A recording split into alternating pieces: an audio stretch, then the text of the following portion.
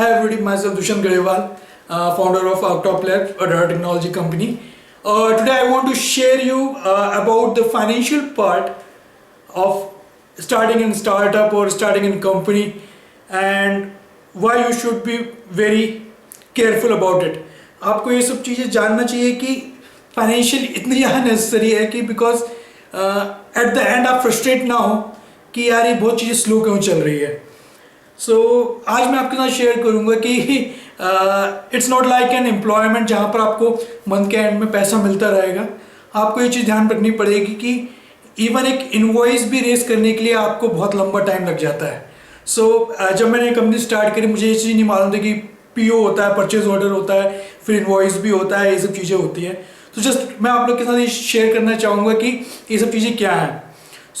PO is a purchase order जो एक client आपको शेयर करता है कि भैया क्या आप ये काम शुरू कर सकते हो, लेकिन वो इज नॉट द इनवॉइस. आप उनको वो आपको जस्ट मिला है, ठीक है. तो पहले आप काम कंप्लीट करोगे. तो लेट्स से एक सिंपल सा एग्जांपल लेते हैं कि आपको 82,000 का काम मिला. So you have started your work. 2 महीने में आपने उसको खत्म किया और फिर 2 महीने बाद आपने इनवॉइस रेस किया. इनवॉइस रेस करने का मतलब नहीं है कि कल आपको पैसा मिल जाएगा. उसमें भी एक लिमिट होती है कि वो 30-40 डेज लगते हैं उसको मिलने के लिए. कोई भी आप एक वर्क कर रहे हो और उसका इनवॉइस आप रेस करने के बाद ऑलमोस्ट 3 मंथ से 4 मंथ लग जाता है आपको पैसा मिलने में. लेट्स से एक सिंपल एग्जांपल लेते हैं. जो मैंने आपको बताया कि 82,000 का अगर मैं वर्क करता हूँ तो मेरा इनवॉइस फाइनली जो रेस होता है, क्योंकि मेरी एक डाटा टेक्नोलॉजी कंपनी है, IT सर्विस में प्रोवाइड करता हूँ, and thanks for the taxation system in GST 18% वो है. 1 लाख का मैं इनवॉइस रेस करता हूँ और जो मुझे मिलेगा ऑलमोस्ट काम स्टार्ट से काम कंप्लीट होने के बाद 4 महीने बाद. आपके पास ये फाइनेंशियल पार्ट की ना ये चीज़ें नॉलेज होना जरूरी है कि how can you make all the financial calculation accordingly. Let's say मैंने एक लाख का इनवॉइस रेस किया.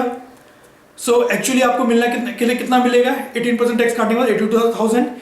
जो सामने वाली कंपनी है, the company is not going to pay you 82,000.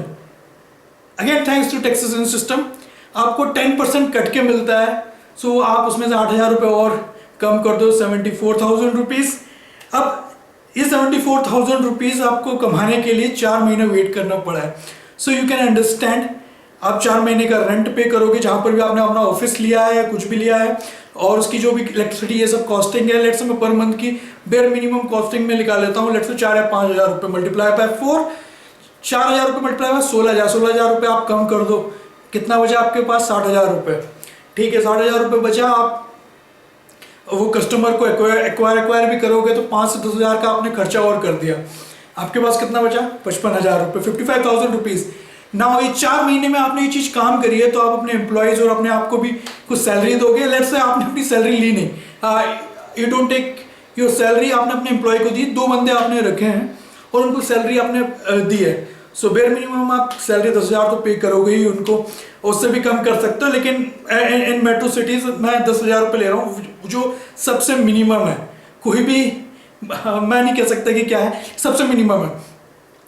और उन 2 बंदों की पर मंथ मल्टीप्लाई बाय 3 और 4, 80,000 रुपीज़. आपके पास क्या बचा? -20, 30, 40,000 रुपीज़. आपको ये चीज़ समझनी चाहिए कि स्टार्टिंग इन स्टार्टअप और एक company is not like you are an employee. It's not easy like you are an employee. आपको मालूम है एम्प्लॉय में कि मुझे महीने के एंड में इतना पैसा मिल जाएगा. But when you start in startup ये चीज़ बड़ा ही रिस्क है. आप समझ गए होंगे कि आपके जब भी आप कोई कंपनी स्टार्ट करो आपके पास इतना फाइनेंशियल अमाउंट होना चाहिए, because the government is not going to pay you any start. बस वो आपको एक पेपर दे सकते हैं कि आप स्टार्टअप रिकॉग्नाइज्ड हैं. आप बैंक के पास जाओगे, बैंक तभी आपको पैसा देगा जब आपके 3 ईयर ऑपरेशन होंगे. तो जहाँ आपके 3 महीने ऑपरेशन में प्रॉब्लम हो रही है, 3 साल आप कैसे चलाओगे? सिंपल सी बात है. And the next thing is कि कोई भी इन्वेस्टर आपके इंडिया में स्पेशली आइडिया पे नहीं देता unless until you have an prototype. आपको वो प्रोटोटाइप ही बिल्ड करने में ऑलमोस्ट 6 to 7 मंथ लग जाते हैं. तो बी वेयर की जब आप कंपनी स्टार्ट कर रहे हो या अपनी स्टार्टअप स्टार्ट कर रहे हो तो आपके पास फाइनेंशियल अमाउंट अच्छा होना चाहिए टू स्टार्ट विथ. अदरवाइज जो टाइम फ्रेम होगा आपके सक्सेस का, मे भी हो सकता है आपको जहां बाहर इंडस्ट्रीज में because of their idea they can succeed in with in 1 year, आपको वो चीज़ सक्सीड होने में 10 साल भी लग सकते हैं। सो बस मैं यही कहूँगा कि जब भी कोई आप कंपनी स्टार्ट कर रहे हो, स्टार्टअप स्टार्ट कर रहे हो, तो आपके पास जो फाइनेंशियल पार्ट है, इनिशियल फाइनेंशियल पार्ट है, इतना होना चाहिए कि you can survive easily for 3 years just to get proper funding, just to get proper loan और ये सब चीज़ के लिए। अदरवाइज अगर आपको स्टार्ट करना है तो फ्रस्ट्रेशन भी होगा और रिस्क भी रहेगा इसमें।